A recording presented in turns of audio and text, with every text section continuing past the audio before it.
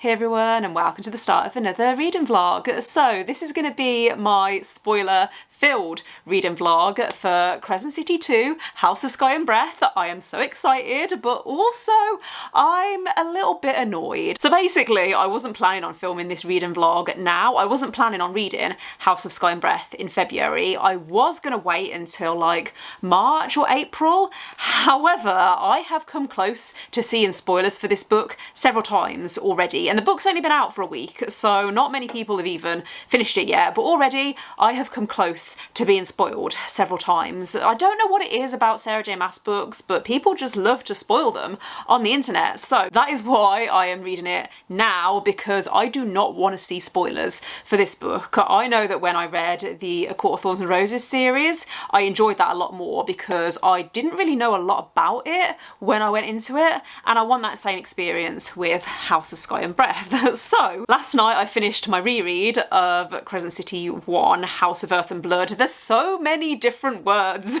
in these titles that are confusing and that I keep getting mixed up. So I finished the first book, my reread, last night, and I enjoyed it actually a lot more the second time around. I don't know whether it's because I found it a little bit easier to follow the world building, and because I knew what was happening with the mystery side of things, it meant that I was able to pay closer attention to other stuff that was going on in the background. So I'm really intrigued with what direction the second book is going to go in. I am really glad that I reread the first book as well, because there was a lot that I'd forgotten. So I started reading House of Sky and Breath last night, and I am about 50 or 60 or even 70 pages in.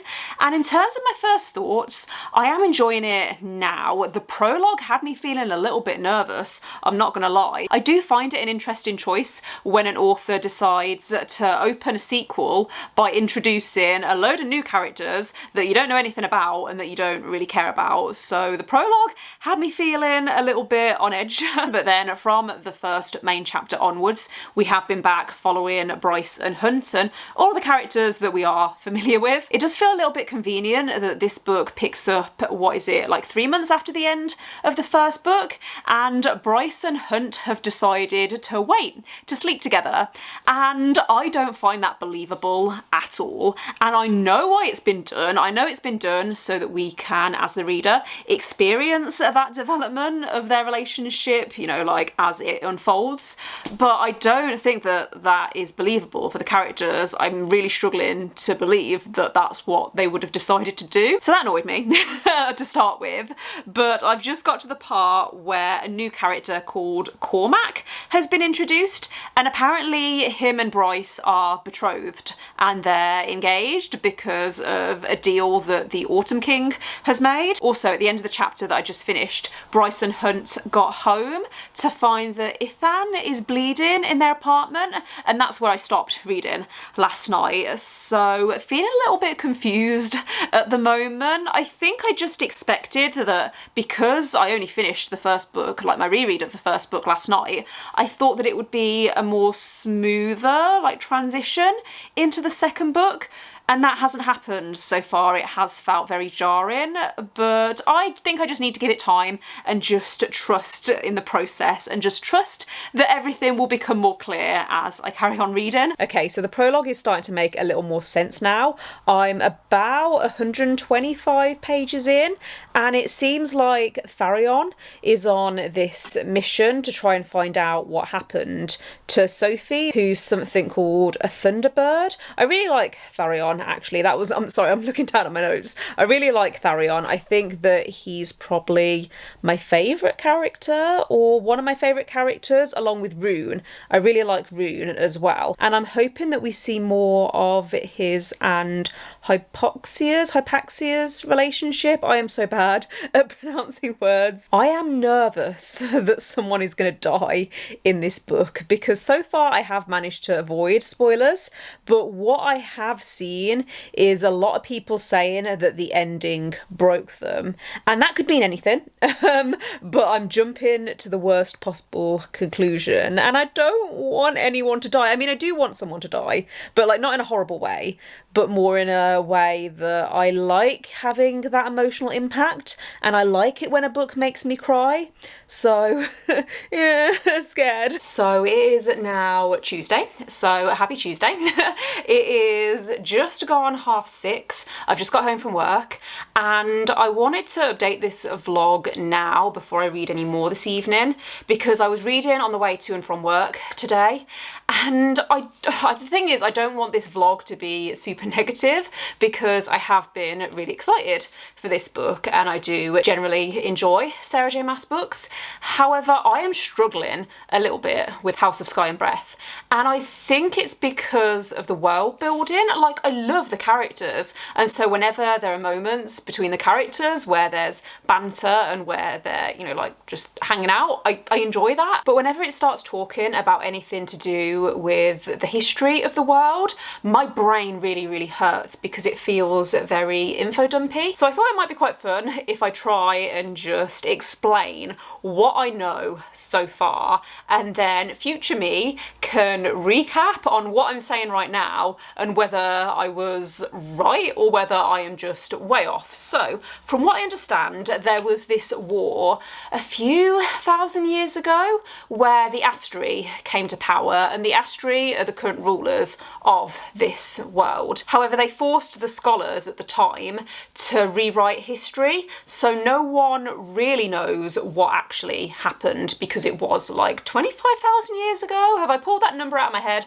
I feel like it was over 20,000 years ago. Then a few hundred years ago, there was a rebellion that Hunt was part of, and I don't actually know what they were trying to achieve then. Were they trying to overthrow the Astri? Is that what they were trying to do? Then there's also this current war where the humans are trying to overthrow the Astri, and so basically I think the gist of it is that the Astri are bad and people want to overthrow them. There were also at one point these starborn fae who are Bryce's and Rune's ancestors, but I'm not really sure what happened to them. I feel like I know it, it's just it's buried deep in my brain and I can't really pull it out. Can you see why my brain is hurting after all that? It's not a bad thing if I'm confused, it's just I really hope that eventually it will start to click into place. We also in this last section learn a little more about Danica and how she might have been in contact with Sophie.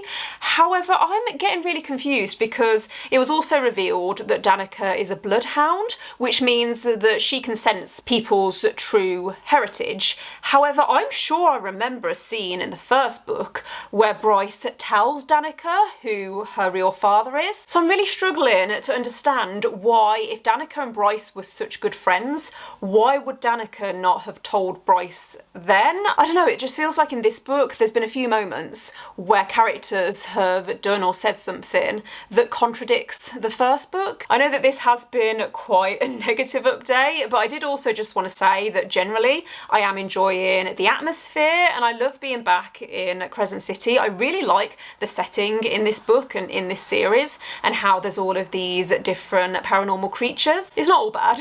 I feel like I have been mostly negative in this vlog so far, but so far I am liking it and I'm excited to carry on reading some more this evening. So it is now Thursday and I think the last time I updated this vlog was Tuesday, so it's been a couple of days, but I'm now 33% of the way through Crescent City, House of Sky and Breath. I keep forgetting the name of this book, but I'm exactly a third of the way through now. And you know what? I think I was having a bad day earlier this week, and that's why I was struggling with the world building. I still don't think the world building in this series is perfect, but I am following everything now, so that's good. I have a terrible memory anyway, and it actually took me a while with this book to realise that Ophion is the name of the human rebellion, and Ophion was mentioned in book 1. Apparently, for some reason, my brain just didn't retain that information. I actually had to go onto the Kindle app on my phone and search for the word Ophion just to double check that it was mentioned in the first book, and it was. It's just I have a terrible memory and I'd completely forgotten. Cormac, though, was not mentioned in the first book, so he is a new character, because again I was thinking, was he mentioned at one point in the first book? But he wasn't, at least not by name. I feel like now might be a really good time to make some predictions about what I think is going to happen in the rest of this book, because I don't know, I thought it might be fun, and then we can laugh later on about how wrong I am.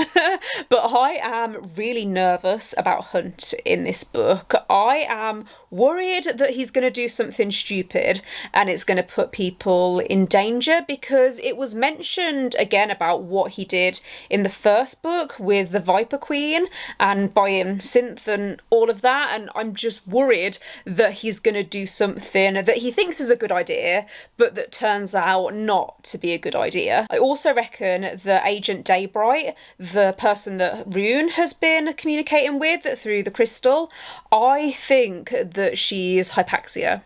I don't know whether that's a really obvious prediction. I don't know whether it's too obvious and so it's almost like a red herring, but I reckon that her and Rune are going to have a romance, and it's going to be done through this crystal communication. Good morning. So I have like 10 minutes before I need to leave the house, so this is going to be a really quick update, but I keep forgetting that I can actually talk about the plot for this book because this is a spoiler vlog.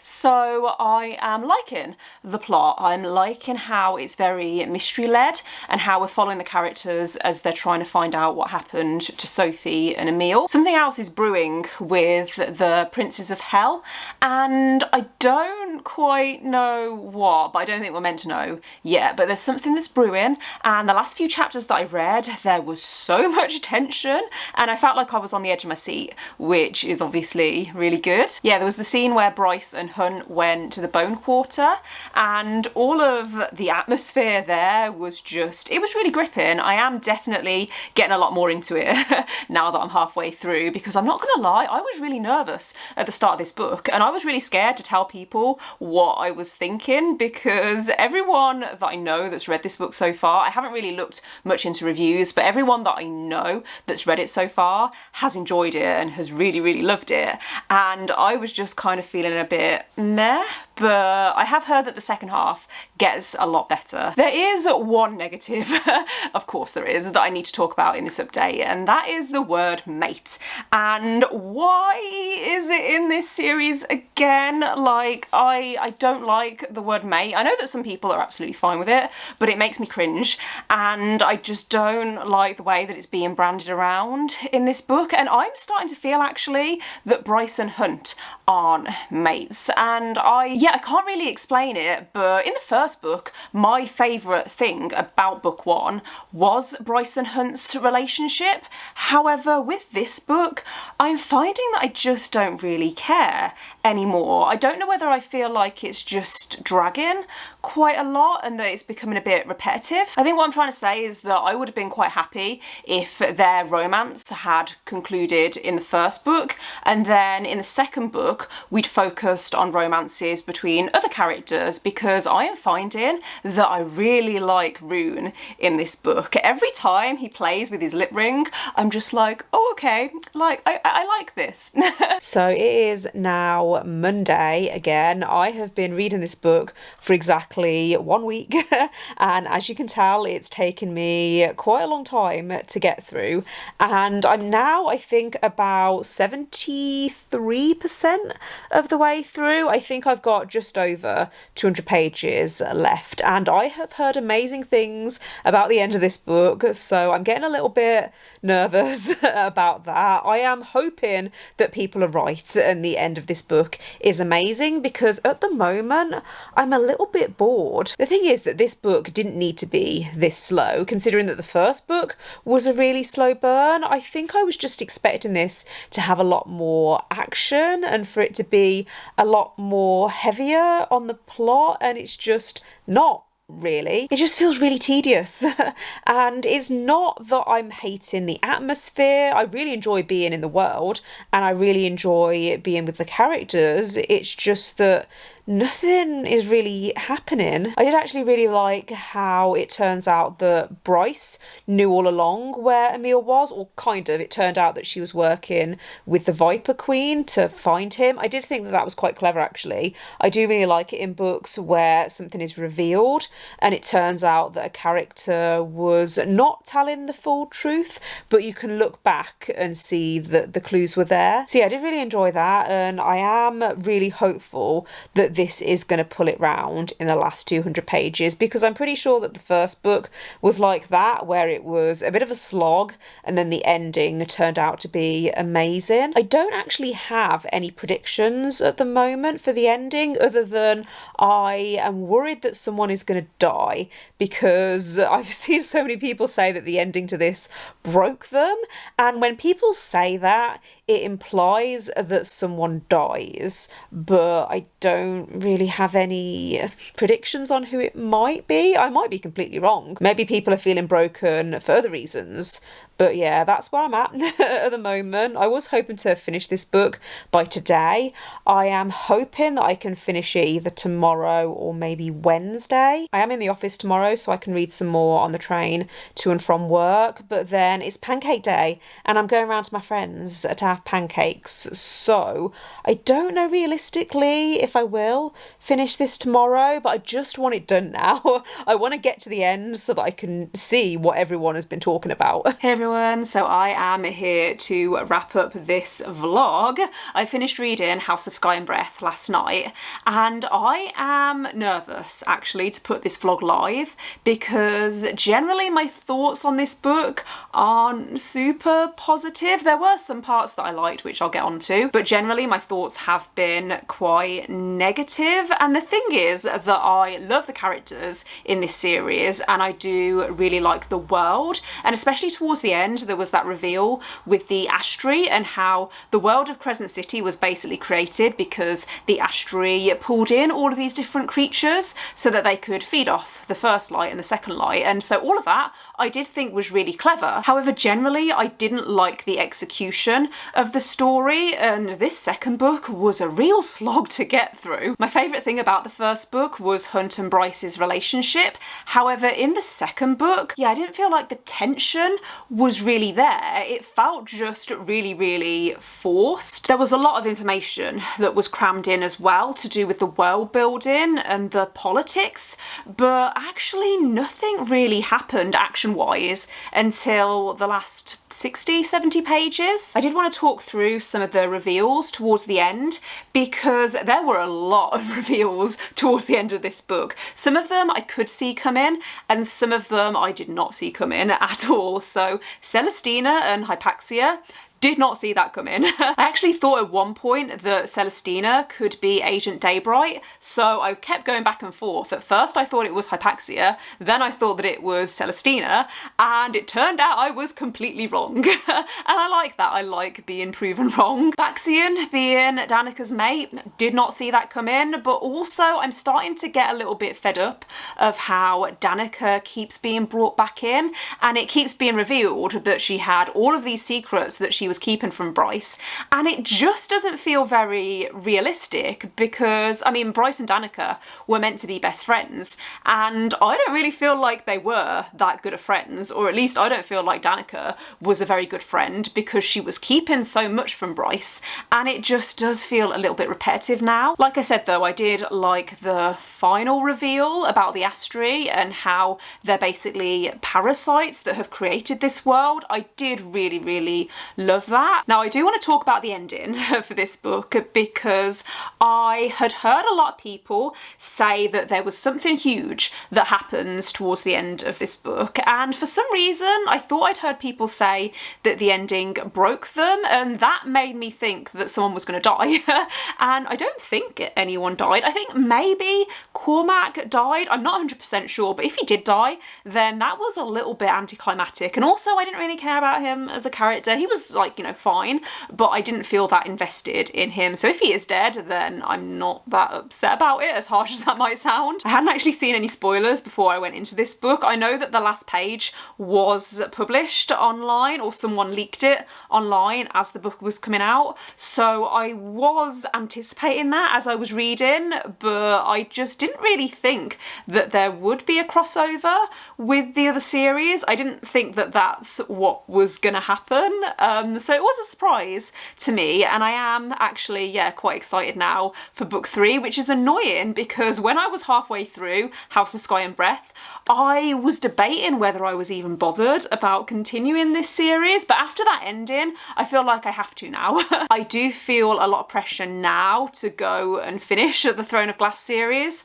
so that I get the most out of Crescent City, because if there were any crossovers between Throne of Glass and Crescent City, then I just didn't pick up on them at all because I have only read the first book. I feel like I've just gone on a bit of a ramble there, but what I was trying to say is that I liked the ending. However, I can understand why people wouldn't like it, especially if you haven't read any of Sarah J Maas's other series. It is a bit annoying actually when authors do that, when they make you feel like you have to read all of their books to be able to enjoy all of their series because there's crossovers. Like, yeah, that is a little bit annoying. But yeah, that does bring me to the end of the video, so thanks for watching. If you've made it this far, let me know in the comments if you've read House of Sky and Breath and what you thought of it, and don't forget to give this video a thumbs up if you liked it and click subscribe if you haven't already, and I will see you next time. Bye!